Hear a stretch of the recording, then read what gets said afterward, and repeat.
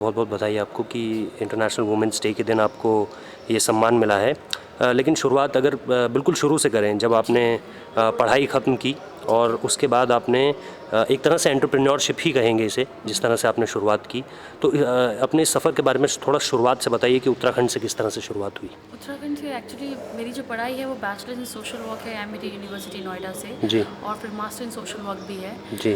तो जब social work में मैंने 5 साल की पढ़ाई भी करी है और मैंने 2-2.5 साल यहाँ पे ऑर्गेनाइजेशन में काम भी किया है। I work on human rights and child rights, women rights में। जी। तो फिर यही था कि अगर मैं उत्तराखंड की हूँ और मैं जब वहाँ से लोगों को मैं दिल्ली में आते हुए देख रही हूँ जो कि बहुत ही पैथेटिक कंडीशन में अपनी लाइफ लीड कर रहे हैं, 4-5 हज़ार रुपये की जॉब के लिए वो अपना गाँव और घर छोड़ के वापस आ रहे हैं। जी। तो अगर इस तरह का जब आई हैव सीन सिचुएशन, तो ये लगा कि क्यों ना वापस दे जाया जाए और कुछ वहाँ के लोगों के लिए किया जाए। तो मैं उत्तराखंड वापस गई और मैं चमोली गढ़वाल की रहने वाली हूँ, कोटकटारा विलेज से। जी। तो मैं वहाँ वापस गई, then I have done a proper research कि मुझे क्या करना चाहिए वहाँ पे। तब ये हुआ कि कुछ ना कुछ लाइवलीहुड में करना चाहिए क्योंकि रोज़गार की कमी है, रोज़गार के साधन नहीं है लोगों के पास, जिस वजह से वो लोग अपना गाँव और अपने घर छोड़ के शहरों की तरफ आते हैं, वो भी 4-5 हज़ार रुपये की जॉब के लिए, और बहुत ही पैथेटिक कंडीशन में वो लोग यहाँ पे रहते हैं। फिर अगर क्या किया जाए, रोज़गार देना है तो something into farming, because people are more into farming. हमारा कहीं ना कहीं हमारा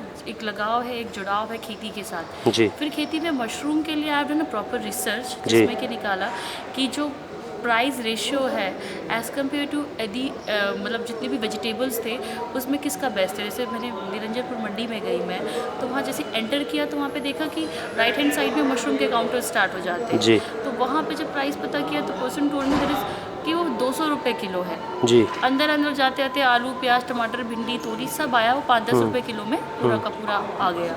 तो फिर जब वो इतना प्राइस रेशियो का डिफरेंस आया तो ये सोचा क्यों ना मशरूम उगाया जाए, जो कि इतना as compare to any other vegetables उसमें से उसका प्राइस रेशियो काफ़ी हाई है। फिर उसमें मैंने प्रॉपर ट्रेनिंग ली है ICAR DMR से, और मशरूम के लिए चुना इसलिए क्योंकि ये सारे साल भर हम खेती को कर सकते हैं। दूसरा, उत्तराखंड में माइग्रेशन एक बहुत ही बड़ी प्रॉब्लम है।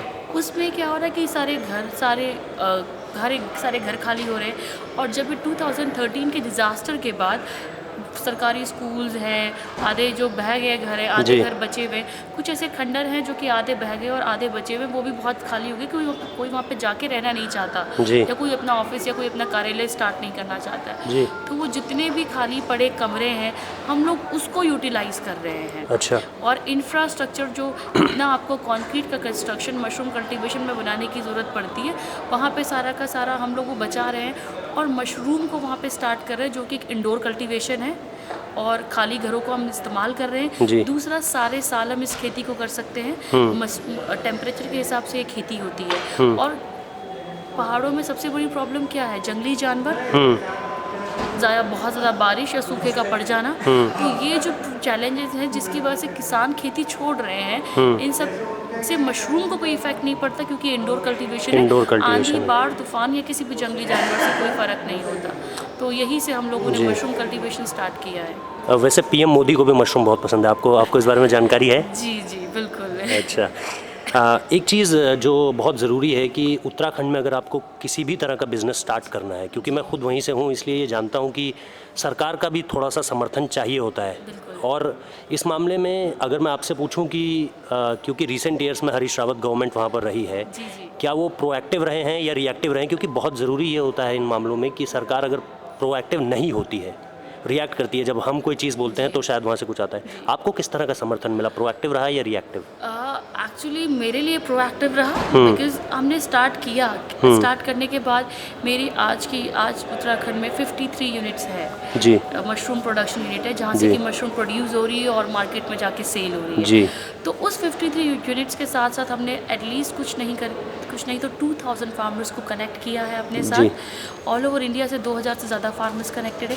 और इवन हम लोग free hands on workshop mushroom cultivation में प्रोवाइड करते हैं, जिसमें कि दे डोंट नीड टू पे एनी चार्जेस फॉर दैट।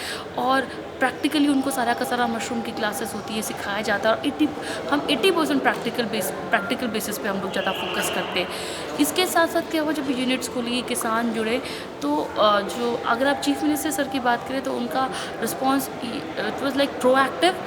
काफ़ी एग्जीबिशन हुई, उन्होंने पार्टिसिपेट किया, मशरूम अवेयरनेस कैंप हुआ, जागरूकता शिविर, उन्होंने कुछ एक योजना भी शायद इस तरह से आई थी, शायद आप इस पर ज़्यादा रोशनी डाल पाएंगी कि महिलाओं के नाम से अगर आप मशरूम का उद्योग शुरू करते हैं तो उसमें आपको सब्सिडी भी दी जाएगी, आर्थिक सहायता वगैरह है, सरकारी ऑफिस है, मशरूम डिपार्टमेंट है जी। अलग से उत्तराखंड में जी। तो वो भी रहा। दूसरा, मशरूम रिलेटेड प्रमोशनल एक्टिविटीज़ के लिए they have made me a mushroom Ambassador। Ambassador of जी। उत्तराखंड गवर्नमेंट। जी। तो ऑल्दो सारी फैसिलिटीज़ आई एम जी। अवेलिंग, तो वो एक प्रमोशनल एक्टिविटीज़ करनी चाहिए तो उस पर भी और बूस्टअप किया है। जी। तो इट्स लाइक नाइस कि एक्टिव नहीं प्रोएक्टिव रहा, और डिपार्टमेंट हुआ, गवर्नमेंट हुई, या ग्रोअर्स हुए, किसान हुए, सबका रिस्पॉन्स ही प्रोएक्टिव रहा है। चुनाव हुए हैं, कुछ कहना चाहेंगी किसकी सरकार आनी चाहिए? किसी की भी आ जाए, किसी की भी आ जाए, क्योंकि हरीश रावत सरकार ने आपको समर्थन दिया है, क्या अगर नई सरकार आती है तो क्या उस तरह का समर्थन मिल पाएगा, या वो योजनाएं जो लागू हुई हैं देखिए क्या? हम लोग काम करने के लिए काम करते हैं, जी।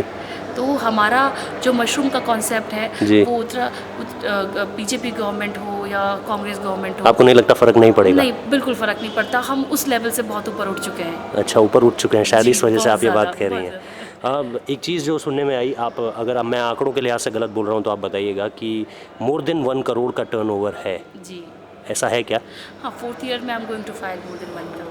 मोर देन 1 करोड़। 3 लाख से I have started my business. जी। फर्स्ट ईयर 3 लाख था। I formed my own company Soumya foods private जी। लिमिटेड। जी। तो पहले साल 3 लाख का था, दूसरे साल 15 लाख का टर्नओवर फाइल किया, तीसरे साल 30 लाख का, जी। चौथे साल ये मार्च एंड में आई फाइल मोर देन 1 CR। अच्छा, एक चीज़ बताइए, एमिटी यूनिवर्सिटी से आमतौर पर कोई भी कोर्स करके, क्योंकि कोर्स बहुत महंगे हैं वहाँ के, खुद मैंने जर्नलिज्म के लिए अप्लाई किया था लेकिन फ़ीस स्ट्रक्चर की वजह से नाम वापस लेना पड़ा, बहुत ज़्यादा पैसा देना पड़ता है, लेकिन उस चीज़ के बारे में मैं नहीं कहूँगा। एमिटी यूनिवर्सिटी से पढ़ाई करके दिल्ली नोएडा में युवाओं को देखते हुए, अपने साथ के लोगों को देखते हुए, लोग चाहते हैं कि एमएनसीज़ में काम मिले, मंडे टू फ्राइडे की जॉब हो, आराम से लाखों का पैकेज, आप वापस कैसे चली गई? देखिए, if you talk about empowerment, जी। बिकॉज वुमेन्स डे और एम्पावरमेंट की हम बात कर रहे जी। हैं, और आपने पैकेज बिल्कुल, की उस बात पर भी करी आऊँगा है, मैं। जी। तो 10 या 15 हज़ार की नौकरी से नहीं एम्पावरमेंट होता, या 10 जी। या 15 लाख से एम्पावरमेंट नहीं होता। जी। एम्पावरमेंट तब होता है जब हम अपनी सोच से अपने आप को एम्पावर करते हैं। जी। तो समथिंग इज़ लाइक एम्पावरमेंट, तो आई एम्पावर माई सेल्फ, जी। अपनी सोच से एम्पावर किया, और अपना एक कॉन्सेप्ट था, अपना एक आइडिया था, अपने आप में क्रिएशन था कि इन सब चीज़ों को जोड़ना, मशरूम बिजनेस। बहुत पहले से था आपके दिमाग में ये idea? It was like totally plan. कम से कम 8-10 साल हो चुके हैं मुझे इसको प्लान करे हुए। 4 अच्छा। साल मुझे शुरुआत स्कूलिंग से ही शायद? यस ऑफ कोर्स, तभी 5 साल में 5 साल की पढ़ाई करी है जी, जी, social जी, work जी, में, हाँ। एंड 2-3 साल काम भी किया है, एंड 4 साल में मशरूम के कॉन्सेप्ट में मैं हूँ। जो स्कूलिंग आपकी कहाँ से रही? स्कूलिंग मेरी आर्मी स्कूल से रही है, army school from Dehradun, Clement town. Clement town. Yes. जी। तो एक चीज़ जिसके बारे में मैं जानना चाह रहा था कि आज वुमेन एम्पावरमेंट भी है, हालांकि आप अपनी डेफिनेशन बता चुकी हैं कि एम्पावर होना सोच से एम्पावरमेंट होना होता है, ना कि Yes, पैसे yes, से। फिर भी आप कोई संदेश देना चाहेंगे, खासतौर पर क्योंकि उत्तराखंड की जो महिलाएं हैं वो नौकरी तो छोड़िए, एंटरप्रेन्योरशिप के बारे में सोचती तक नहीं होंगी जहाँ तक, लेकिन आपने एक सोच से अलग हट के चीज़ की है, तो क्या उसके बारे में आप कुछ कहना चाहेंगी?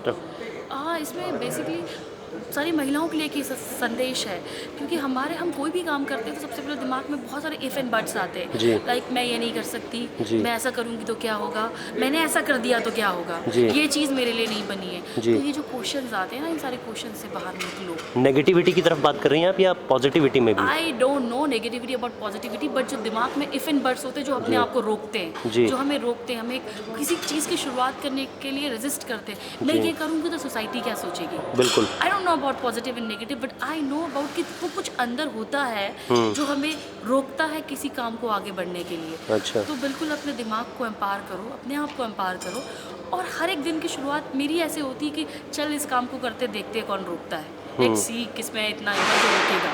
तो इस सोच के साथ मैं जीती हूँ, जो इस सोच के साथ मैं अपना हर एक दिन की शुरुआत करती हूँ। तो आई वांट कि ये सोच औरों तक भी फैले, और वो इस सोच के साथ भी जिए और आगे इस काम में आए और अपने आप को और भी ज़्यादा एम्पावर करें। आपको लगता है आपको असफलता भी मिली कहीं बीते इन 3-4 सालों में?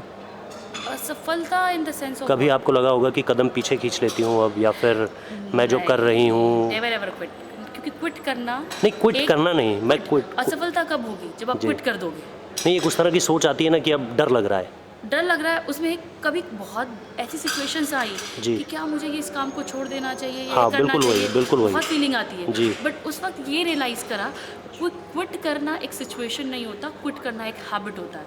तो अगर अच्छा। क्विट करने की हैबिट मेरे अंदर आ जाती तो ज़िंदगी भर में क्विट ही करती रह जाती और कुछ नहीं हो पाता। तो ये हैबिट जो क्विट करने की होती है वो मैंने कभी अपने अंदर डाली नहीं, तो कभी क्विट किया नहीं, तो कभी कुछ ऐसा हुआ नहीं, बस चलती गई। चैलेंजेस आते हैं and that is a normal part of our life.